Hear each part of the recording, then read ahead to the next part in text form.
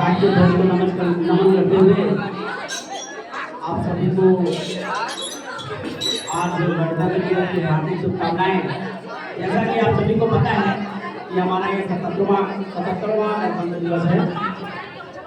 तो गणतंत्र लागू होने का साफ मतलब है कि हमारा अधिकार, हम सबका अधिकार, बराबरी का अधिकार, ना कोई छोटा ना कोई बड़ा, ना कोई अमीर ना कोई गरीब, सभी भारत में बराबर है। इसलिए हमारा गणतंत्र लागू हुआ। गणतंत्र से पहले हम आज़ादी के बारे में समझे कि आज़ादी का मतलब क्या है। क्या विद्यालय में जंगल मन गाना, सड़कों पे चिल्लाना, रोड जाम करना, आंदोलन करना क्या आज़ादी है? क्या ये सब चीज़ों के लिए हमारे पंडित चंद्रशेखर आजाद ने अंग्रेजों को लोहा लिया? या 23 साल की उम्र में सुबह है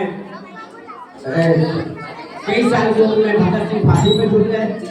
या आंखें दिखाई सुभाष चंद्र बोस ने?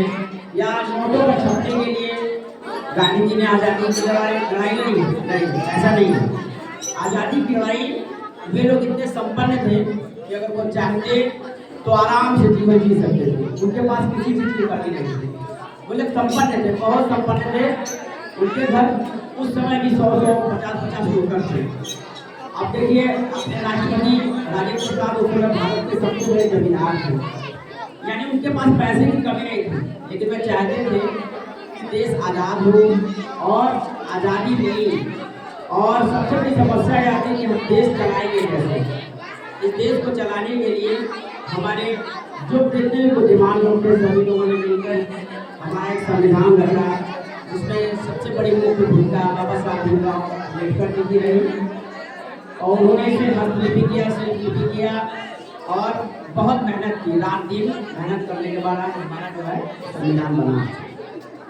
अब कुछ ऐसी चीज़ें हैं, मान लीजिए विद्यालय है। विद्यालय में क्या है, हम सभी लोग देखते हैं कि एक बच्चा था, मेरा दोस्त है, उसका एक बच्चा है, वो LKG में पढ़ता है। और LKG में पढ़ता है, जब वो उसका रिजल्ट लेने गया उसके नंबर कम हुए तो उसने अपने बच्चे को पीटा और बहुत पीटा। वो बच्चा इतना परेशान था, बीमार हो गया। हमसे बोला आप बच्चे को मार दिए हैं और बच्चा बीमार है। हमने कहा बताओ यार, वो तुम्हारा क्या है? वो तो तुम्हारा जिगर का टुकड़ा है और तुम कागज के टुकड़े के लिए उसे पीट रहे हो। डिग्री एक कागज का टुकड़ा है, यह आपको एक शब्द बनाती है, आपको जीने का तरीका बताती है। लेकिन हम लोग अपने बच्चों को इतना ज़्यादा प्रेशर कर देते हैं, इतना ज़्यादा प्रेशराइज कर देते हैं कि हम लोग अपने कलेजे के टुकड़े को एक कागज के टुकड़े के लिए मारते हैं, पीटते हैं, दबा डालते हैं। और बच्चे कभी कभी परीक्षा में फेल होने के बाद फांसी भी लगा लेते हैं। ऐसा बहुत देखने को मिला है। कुछ बच्चे ऐसे हैं कि कुछ ऐसा काम कर लेते हैं कि वे घर छोड़ के भाग जाते हैं। तो मुझे लगता है कि बच्चों पर बहुत पढ़ाई का दबाव नहीं होना चाहिए।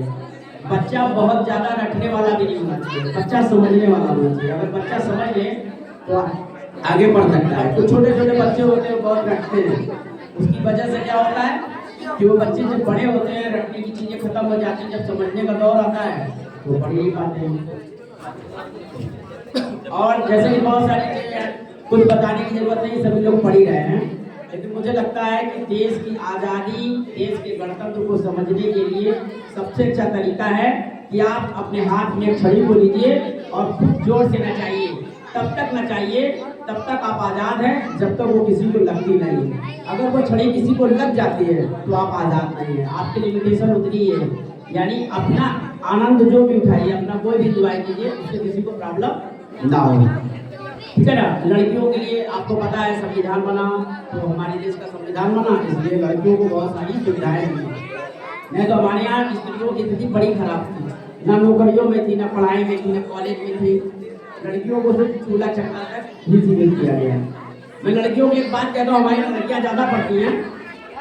मैं लड़कियों से एक बात कहना चाहूँगा कि पर्स में से पैसा निकालने की आदत को छोड़ने के लायक बनिए।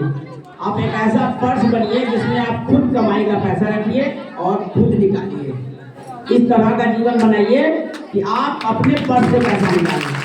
क्योंकि लड़कियाँ पढ़ती हैं, बहुत ज़्यादा लड़कियाँ पढ़ती हैं। आप जीवन में अभी से मोटो बनाइए कि आप किसी के पर्स से पैसा नहीं निकालेंगे, आप अपने पर्स से पैसा निकालेंगे। पढ़िए, शिक्षित होइए, किसी के भरोसे मत रहिए, डिपेंड रहिए। महाराष्ट्र में कहावत है, मुर्गी सिकली प्रगति भाला। लड़की अगर पढ़ेगी तो तरक्की होगी, लड़की ही पढ़ेगी तो 3 पुश्त की तरक्कियां होगी।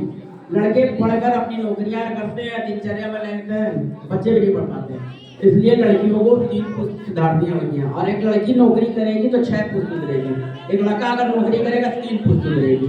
तो लड़कियों को तो पढ़ना बहुत जरूरी है, और नौकरी के पर्पज से पढ़े, ठीक ना। एक मेरे मित्र है यहीं पे वीडियो में, तो उसके परिवार में उसके पिताजी किसान है, बहुत छोटे से किसान है। उन्होंने पढ़ा के अपनी 3 बेटियों को पढ़ाया। एक लड़का है वो बेकार है, लेकिन 3 लड़कियां हैं, एक इंटर कॉलेज में टीचर है, एक असिस्टेंट प्रोफेसर है, और एक लड़की भी सोच कर रही है।